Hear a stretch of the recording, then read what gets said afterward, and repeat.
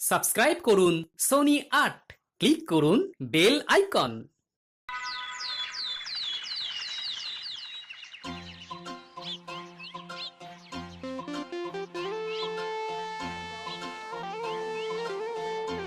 কই গো, চিংড়ি কত করে দিচ্ছ? 1০৫ মোহর। এই, এটা একটা দাম হলো? হ্যাঁ, ঠিক করে দাম বলো দেখি। এক দর কমবে না গোপাল দাদা। দাও ভাই, হে দাও দাও দাও, যা আছে তুমি আমাকে দাও। কত করে দিচ্ছ? 1০৫ মোহর। দিয়ে দাও, যা আছে পাল্লায় তোলো। গলদা চিংড়ি সকলের জন্য নয়। এটা কি হলো মন্ত্রী মশাই? এ মা, বোঝে না। আরে এটাকে বাজার করা বলে। যার পয়সা আছে তারাই বাজার করে। ভাই, আমি ৬ মোহর দেব, সব মাছ ওজন করো। ৬ মোহর? দিচ্ছি দিচ্ছি দিচ্ছি দিচ্ছি গোপাল দাদা, দিচ্ছি। বাহ, গোপাল দাদু, তাহলে গলদা চিংড়িগুলো আমাদের? এই কখনো না, ওই গলদা চিংড়ি আমি নেব। ভাই ৭ মোহর দেব, সব মাছ আমার। আর যে কার মুখ দেখে উঠেছি কে জানে। ঠিক আছে মন্ত্রী মশাই। এই গুলটি, এটা কি হচ্ছে রে? বাজারে যুদ্ধ হচ্ছে, চুপচাপ দেখে যা। ভাই, ওই মাছ আমাকেই দাও, আমি ১০ মোহর দেব। কত গোপাল দাদা? হ্যাঁ, ১০ মোহর? হ্যাঁ, আমি ঠিক শুনছি তো? কি মনে করেছো গোপাল, তুমি আমাকে হারিয়ে দেবে? আমি ৫০ মোহর দেব, সব মাছ আমাকে দেবে। কি হচ্ছে এখানে? হ্যাঁ, মাছের নিলাম হচ্ছে, গলদা চিংড়ি নিলামে উঠেছে। আমি ৬০ মোহর দেব, সব মাছ আমাকে দেবে। আমি ১০০ মোহর দেব, ১০০, বুঝেছো? দাও দাও, সব মাছ দাও দাও। তাহলে আমি ১০০ মোহরেই থামি। হ্যাঁ, থামো। আরে আমি মন্ত্রী, আমার সাথে লড়বে ওই পেট মোটা গোপাল? এই বুদ্ধিটা নেই যে মন্ত্রীর সাথে লড়তে গেলে অর্থের জোরটা থাকা চাই। এই নিন মন্ত্রী মশাই, ১০টা গলদা চিংড়ি। দাও, আর এই নাও ১০০ মোহর। চলি গোপাল। সত্যি গোপাল, এতদিন জানতাম গোপাল মানে বুদ্ধি, আজ জানলাম গোপাল হলো বুদ্ধু। চলি। বুদ্ধুটা যে কে সেটা বেশ বুঝতে পারলো সবাই। কিরে আমার বানর সেনা, কি বুঝলি? হ্যাঁ, বোকারাই ৫ মোহরের মাছ ১০০ মোহরে নেয়। ভালো করে চিংড়ি মাছের মালাইকারি খেয়ে রাজসভায় আসুন মন্ত্রী মশাই, রাজসভায় কথা হবে। চল দেখি বাজারের ওদিকটাতে কি মাছ পাওয়া যায়। বাবা, গোপালের কি বুদ্ধি, মন্ত্রী মশাইকে একেবারে ধুইয়ে দিল। চল চল চল, এই খবর সবাইকে বলতে হবে। মন্ত্রী মশাইয়ের এই মাছ হজম হলে হয়।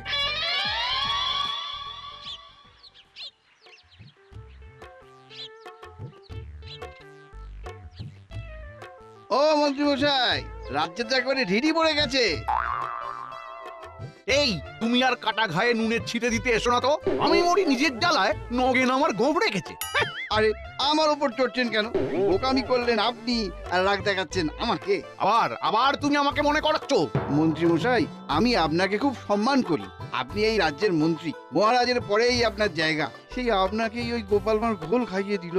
কি আর করবো বলো, পড়ে গেলাম ফাঁদে। আর এই ফাঁদে পড়েই এই আমি বগা এখন মনে মনে কাঁদছি। কাঁদলে তো হবে না মন্ত্রী মশাই, কিছু তো একটা করতে হবে যাতে গোপালকে আচ্ছা করে বোকা বানানো যায়। যে তো কবে থেকেই ভেবে চলেছি, হচ্ছে আর কোথায়। আমার কাছে এমন একটা পরিকল্পনা আছে যেটা আপনি কল্পনাও করতে পারবেন না। কি পরিকল্পনা? বলবো বলেই তো এই মুখে ঝাঁপটি খুলেছি, কিন্তু বলার আগে তো একটা কথা দিতে হবে। কি কথা? আরে মোহরটাও তো দেব দেব, যত চাইবে তত দেব, কোনো কার্পণ্য করব না। ধুর, মোহরকে চায়, আমি গোপালের জায়গায় বসতে চাই। এই ব্যাপারে আপনাকে তদবির করতে হবে। এ আর এমন কি, এ আমার বাম হাতের কাজ। কিচ্ছু ভেবো না, কিচ্ছু না। ঠিক আছে, কাল মহারাজের খৌরকর্ম করতে যাব, তখন মহারাজকে যা বলার বলবো। ঠিক আছে, তাহলে কালকে নতুন কিছু একটা শুনবার জন্য অপেক্ষা করব। আপনি নিশ্চিন্তে বাড়ি যান, আমি এমন ঘুঁটি সাজাচ্ছি যে গোপাল আর নিজের ঘরে কোনোদিন ফিরতে পারবে না। আহ, কি শান্তি! উহ।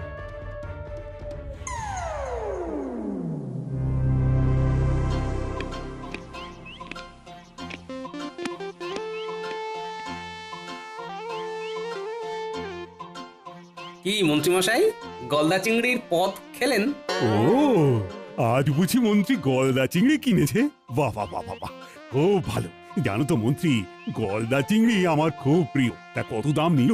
এই মানে 5 মোহর মহারাজ। হ্যাঁ 5। কেন অর্ধসত্য বলছেন মন্ত্রী মশাই? অর্ধসত্য? চিংড়ি নিয়ে অর্ধসত্য? সে আবার কি? দাম 5 মোহরই ছিল, কিন্তু মন্ত্রী মশাই কিনেছেন 100 মোহর দিয়ে। কি মন্ত্রী মশাই, ঠিক বলেছি? গলদা চিংড়ি 100 মোহর? না না না, গোপাল গোপাল, হয় আমি পাগল নয় তুমি পাগল। পুরো ঘটনা শুনুন, তারপর বিচার করবেন। চিংড়ি কত করে দিচ্ছ?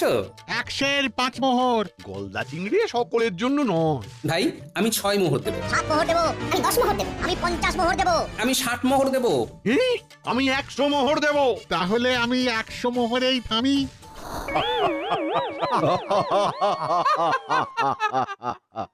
এসে নাও, দুদিন বই তো নয়, পাখি জানে কখন সন্ধে হয়। গোপাল, তার মানে ওই 5 মোহরের চিংড়ি মন্ত্রী কিনেছে 100 মোহর দিয়ে। ও মা, চিংড়ি উঠেছে নিলামে। 100 মোহর দামে।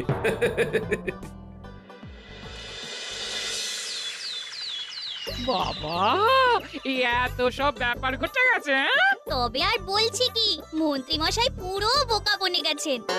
তখন যদি তুমি মন্ত্রী মশাইয়ের মুখটা দেখতে। মন্ত্রী মশাই ভাবতেই পারেননি যে 5 মোহরের চিংড়ি মাছ 100 মোহরে নিতে হবে। সকাল সকাল দারুণ একটা খবর শুনিয়েছিস তোরা। এর জন্য তোদের সর্ষের তেল, নুন আর এই নারকোল কোড়া দিয়ে মুড়ি মেখে দিচ্ছি, খা। নারকল দিয়ে মুড়ি মাখা কতদিন খাইনি। নে নে নে, তোরা একটু বস, আমি তোদের খাবার নিয়ে আসছি। হ্যাঁ, এ কি মন্ত্রী, শেষকালে চিংড়ি মাছ নিলামে উঠলো? কালে কালে কত কি হলো, চিংড়ি মাছও নিলামে উঠলো। এটা একটা অভাবনীয় ঘটনা। সভাকবি, তুমি তোমার কাব্যগ্রন্থে এই ঘটনাটা বেশ সাজিয়ে গুছিয়ে রেখো। ইতিহাসে এই নাম অমর রবে। চিংড়ি নিলাম নামে মন্ত্রী মশাই রবেন ভবে।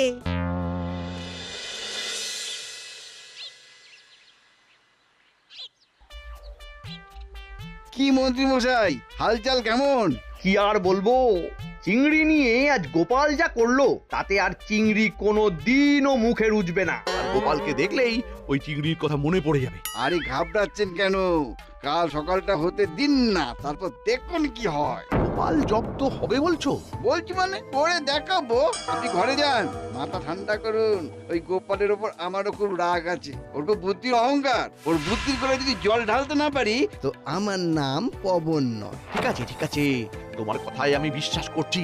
মন হালকা করে পাঠিয়ে যান। ঠিক আছে ঠিক আছে, তুমি তোমার কথা রাখো, আমি আমার কথা রাখছি।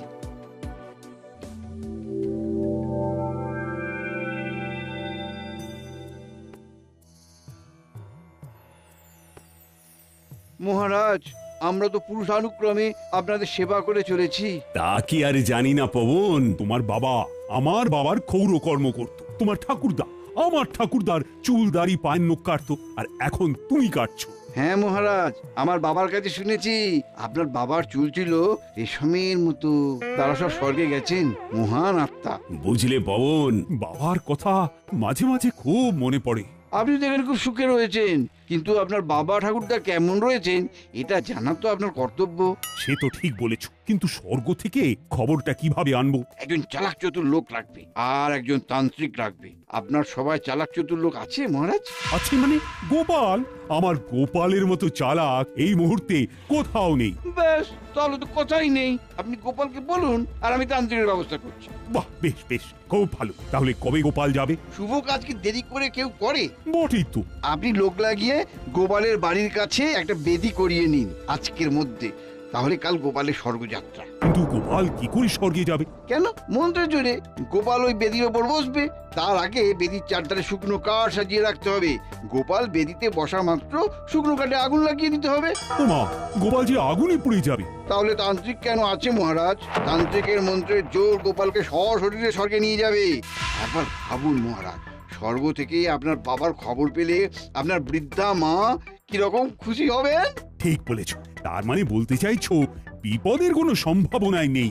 না না, তবে একটা কথা আছে মহারাজ, গোপালকে খুব চালাকির সঙ্গে স্বর্গ থেকে ফিরে আসতে হবে। আপনার বাবা যদি ছাড়তে না চান তবে গোপালকে নানান ফন্দি ফিকির করে আপনার কাছে ফিরে আসতে হবে। ও গোপালের খুব বুদ্ধি, গোপাল ঠিক ফিরে আসবে। হ্যাঁ, আমি আজই গোপালকে বলবো। খুব ভালো মহারাজ, শুভ কাজে কখনো দেরি করতে নেই। তোমাকে অনেক ধন্যবাদ, অনেক ধন্যবাদ। উফ, গোপালটা তো দেরি করছে না। তার মানে পবন বেটা মহারাজকে গোপালের ব্যাপারে কিছু একটা বলেছে। কি হয়েছে মহারাজ, গোপালকে নিয়ে এত ভাবছেন? আছে আছে, গোপালকেই আমার লাগবে। মহারাজের জয় হোক। এই তো গোপাল, আমার গোপাল এসেছে। উফ, তোমার দেরি দেখে আমার তো প্রাণ উড়ে যাচ্ছিল। গোপাল, তোমাকে যেতে হবে, তুমি তোড়জোড় করো। যাব? কোথায় যাব মহারাজ? আমার বাবা, ঠাকুরদা, ঠাকুমা কেমন আছে সব খবর আনতে হবে স্বর্গ থেকে। মানে আমাকে স্বর্গে যেতে হবে? কি কেমন কথা? স্বর্গে যেতে গেলে তো আমাকে মরে যেতে হবে মহারাজ। না না, তুমি মরবে কেন? পবন এক তান্ত্রিক আনছে, তান্ত্রিক মন্ত্র পড়বে, আর সেই মন্ত্রের জোরে তুমি জীবন্ত স্বর্গে যাবে। ব্যাপারটা আমাকে একটু খুলে বলুন তো মহারাজ, আমি তো চিত্র বিচিত্র কিছুই বুঝতে পারছি না। হ্যাঁ, পবন যেমন নখ কাটতে কাটতে বলে, আপনি দেখেন খুব সুখে রয়েছেন, কিন্তু আপনার বাবা ঠাকুরদা কেমন রয়েছেন এটা জানা তো আপনার কর্তব্য। সে তো ঠিক বলেছ, কিন্তু স্বর্গ থেকে খবরটা কিভাবে আনবো? একজন চালাক চতুর লোক রাখবে আর একজন তান্ত্রিক রাখবে। শুনলে তো, তৈরি হয় না। মহারাজ, আপনি আমাকে মারতে চান তো জল্লাদ ডাকুন, শুলে জড়িয়ে দিন, কিন্তু এ তো অসম্ভব। সশরীরে কেউ স্বর্গে যায়? তার মানে আমার কাজ তুমি করবে না? তুমি ভীতু, তুমি আমাকে ভালোবাসো না। তার মানে এই সব পবন আর মন্ত্রী মশাইয়ের কাজ। ঠিক আছে মহারাজ, আপনার বাবার খবর নিয়েই আসবো। বাবা, এ তো খুব পুণ্যের কাজ। গোপাল, তোমার কি ভাগ্য! হ্যাঁ, মানুষ মরে স্বর্গে যায় আর তুমি জীবন্ত স্বর্গে যাচ্ছ। বাহ! আপনিও যেতে পারেন মহারাজ, মন্ত্রী মশাইকে পাঠান না। আরে ছ্যা ছ্যা ছ্যা ছ্যা, মন্ত্রী করবে এই কাজ?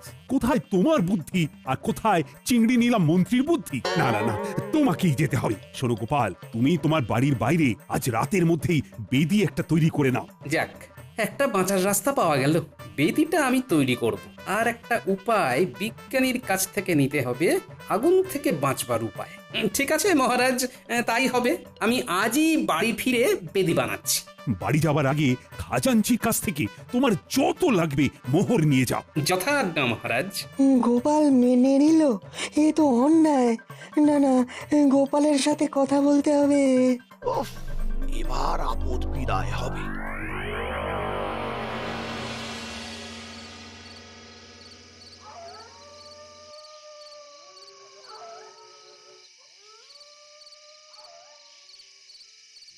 বিজ্ঞানী, তোমার সাথে একটু দেখা করতে এলাম। আমি তোমার সাথে কথা বলবো বলে বসে আছি। দেখো, সভাকবিও আছে। এ তুমি কি করলে গোপাল? তোমার সাথে পড়লো যে আমাদেরও কপাল। এটা তো আত্মহত্যা।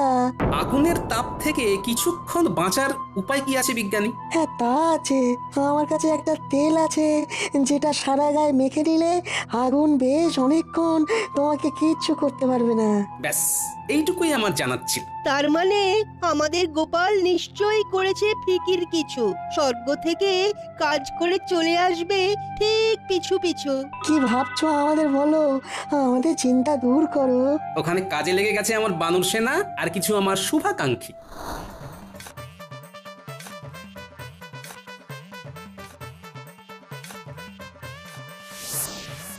মা, সুড়ঙ্গ খোঁড়া শেষ, আপনি একবার বেদির কাছে গিয়ে দাঁড়ান। এই আমি সুড়ঙ্গে ঢুকলাম।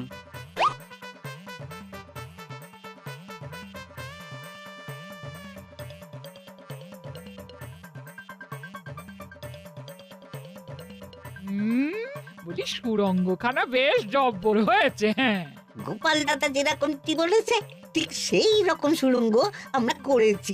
ভালো ভালো সব মিটে গেলেই ভালো। ওই শিরিঙ্গে মন্ত্রীটাকে উপযুক্ত জবাব দিতে হবে। হ্যাঁ, ভাববেন না, অন্যায় যে করে তার কোনো দিনও ভালো হয় না। বাহ, বাবা যেন মাটি ফুঁড়ে বের হলো। বাহ, খুব ভালো, খুব ভালো। এবার বেদির মুখটা ভালো করে ঘাস পাতা দিয়ে ঢেকে দিও। হ্যাঁ, কিচ্ছু ভাববেন না মা, সব ঠিক করে করে রাখবো।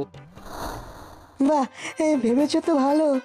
তোমার ঘর থেকে বেদির পর্যন্ত সুড়ঙ্গ, বেদিতে আগুন লাগবে আর তুমি সুড়ঙ্গের ভেতরে ঢুকে একেবারে তোমার ঘরে গিয়ে বসে থাকবে। তারপর হবে আসল খেলা। মন্ত্রী হবেন ভাজা ভাজা। খাসা বলেছো ভাই সভাকবি। ওই দেখো ওপরে দুটো তারা, কাল ওখানে দেখেছিলে? হ্যাঁ, ওটা প্রত্যেক দিন ওই পশ্চিম আকাশেই ওঠে। তা হঠাৎ তারা নিয়ে পড়লেন কেন মহারাজ? ও, তোমাকে তো বলা হয়নি, কাল গোপাল সশরীরে স্বর্গে গিয়ে আমার বাবা, ঠাকুরদা আর ঠাকুরমার খবর নিয়ে আসবে। ও, আমার যে কি আনন্দ হচ্ছে না! কি বলছেন মহারাজ? আমি ঠিকই বলছি। পবন আমাকে বলেছে যে একজন চালাক মানুষই সশরীরে স্বর্গে গিয়ে খবর নিয়ে ফিরে আসবে। আর গোপাল ছাড়া কেই বা আছে বলো চালাক চতুর? গোপাল রাজি হয়েছে? হ্যাঁ, রাজি হয়েছে। কাল রাতে গোপাল সশরীরে স্বর্গে যাবে। তার মানে গোপাল নিশ্চয়ই কিছু ভেবে নিয়েছে। যাই হোক, আমার গোপাল যেন সুস্থ থাকে ঠাকুর।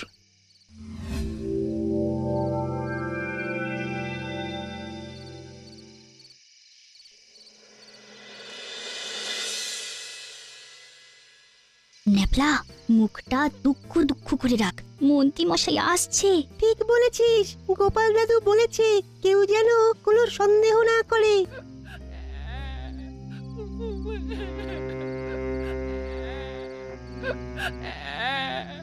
কি যে হবে বুঝতে পারছি না। কিছু হবে না, দেখো না, সত্তরের মুখে ছাই দিয়ে গোপাল দাদা ঠিক ফিরে আসবে। পবন, এ তান্ত্রিক নয় তো? তান্ত্রিকের মতো রক্তবস্ত্র কোথায়? এ হলো শ্বেততান্ত্রিক। স্বর্গে তো সব শুভ্র, সবই সাদা মহারাজ। আমার তো স্বর্গ নিয়ে কাজ, আমার মন্ত্রতন্ত্র সবই তো স্বর্গের জন্যে। ও আচ্ছা, বুঝলাম। সময় আগত ওই, যিনি স্বর্গে যাবেন তিনি এবার বেদির ওপর উপবেশন করুন। সাধু মহারাজ, আমি প্রস্তুত। আমি বেদিতে ওঠার আগে রানীমা আর মহারাজকে প্রণাম করে নিই। স্বচ্ছন্দে। প্রণাম রানীমা। আমার আশীর্বাদ তোমাকে রক্ষা করবে। প্রণাম মহারাজ। তুমি তাড়াতাড়ি আমার বাবা, ঠাকুরদা আর ঠাকুরমার খবরটা নিয়ে চলে এসো। এই তো মহারাজ, আমি স্বর্গে ওঠার জন্য চিতায় উঠছি। এসো গোপাল, এসো, তোমাকে একটু আলিঙ্গন করি। দূরে থাকুন, আমি এখন শুদ্ধ। কোনো বোকা আমাকে ধরলেই আমি স্বর্গে যেতে পারবো না। এই মন্ত্রী, তুমি দূরে যাও। চিংড়ি নিলাম মন্ত্রী, বোকার হদ্দ। এই, তুমি কোন সাহসে গোপালকে স্পর্শ করো? চিংড়ি নিলাম মন্ত্রী মানে? ও কিছু না, পরে বলবো। সময় হয়ে গেছে গোপাল। আমিও তৈরি সাধু বাবা।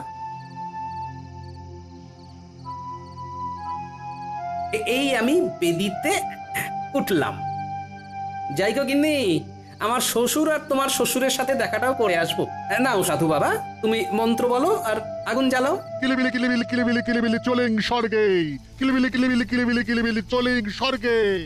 নাও, আগুনে চন্দন গুঁড়ো ঢালো, ওরা মাংসের গন্ধটা পাওয়া যাবে না। দিচ্ছি সাধু বাবা। আগুন প্রথমে ধিকি ধিকি, তারপরে ধুধু। আমিও তৈরি, সামনের আগুনটা আমাকে ঢাকুক শুধু। গোপাল এবার বিদায় নিল। বাহ, গিন্নির বুদ্ধি আছে, ঠিক সময় কেঁদেছে। সামনের আগুন আমাকে ছেকে ফেলেছে, এইবার গর্তে ঢুকে যাব। স্বর্গে যাবার রাস্তা এই। কুটির বাবার ভোলা মিলে সুরঙ্গটা খুব ভালোই কেটেছে। এই তো আমার ঘরের ছাদ দেখা যাচ্ছে। এই উঠে পড়ি। আরে বাবা, গিন্নি খাবার সাজিয়ে রেখেছে। গায়ে মাখার জন্য চন্দন বেটে রেখেছে, খেয়ে নি, তারপর তো আসল কাজ। এতক্ষণে পুরে ছাই। কিলিবিলি কিলিবিলি কিলিবিলি কিলিবিলি চলেন স্বর্গে, কিলিবিলি কিলিবিলি কিলিবিলি কিলিবিলি চলেন স্বর্গে। এটা আবার কি ধরনের মন্ত্র? এটা স্বর্গে যাবার মন্ত্র। এই রকম মন্ত্র আমি কখনো শুনিনি। সশরীরে স্বর্গে যাওয়া কোনোদিন দেখেছিলেন? না, তা অবশ্য দেখিনি। মহারাজ, গোপাল সশরীরে স্বর্গে চলে গেছে। এবার আমার দক্ষিণা। বিজ্ঞানীর তেলটা খুব ভালো, আগুনের কোনো তাপই লাগেনি। এবার গায়ে চন্দন বাটা মেখে নিয়ে জামাটা পরে নি, তারপর শুরু হবে। ওগো, চলে এসো। গিন্নির গলা শুনতে পাচ্ছি আর আকাশের চাঁদটাও দেখতে পাচ্ছি। এই উঠে পড়লাম।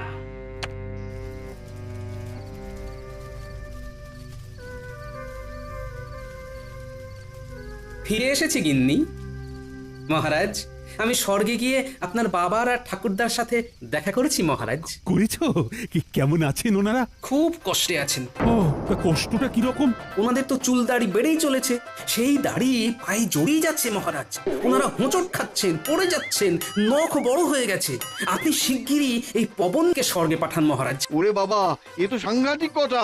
পবন না, বেদি তৈরি আর তান্ত্রিকও আছে। মন্ত্রী, কাঠ জোগাড় করে পবনকে বেদিতে তোলো। ক্ষমা করুন মহারাজ, আমি মন্ত্রীর কথায় গোপালকে জব্দ করার জন্য মিথ্যে বলেছি। প্রহরী, এই পবন, তান্ত্রিক আর মন্ত্রীটাকে ধরে কারাগারে পুরে দাও। এই না না, ক্ষমা ক্ষমা মহারাজ, মহারাজ ক্ষমা, মহারাজ ক্ষমা মহারাজ। আমার চোখের সামনে থেকে একে নিয়ে যাও। গোপাল, তুমি আমার চোখ খুলে দিয়েছো, কিন্তু একটা কথা বলো তো, তুমি আগুন থেকে বাঁচলে কি করে? বিজ্ঞানীর তেল, তারপর আমার বুদ্ধি। বেরি থেকে আমার বাড়ি পর্যন্ত সুড়ঙ্গ কাটা। এখানে আগুন লাগলো, আমার গিন্নি কাঁদলো, সবাই আমার গিন্নির দিকে তাকালো, আর আমি টুক করে সুড়ঙ্গে সেঁধিয়ে গেলাম। ও, বুদ্ধি বটে গোপালের। For more updates, subscribe to our channel, click the show links and enjoy watching the videos.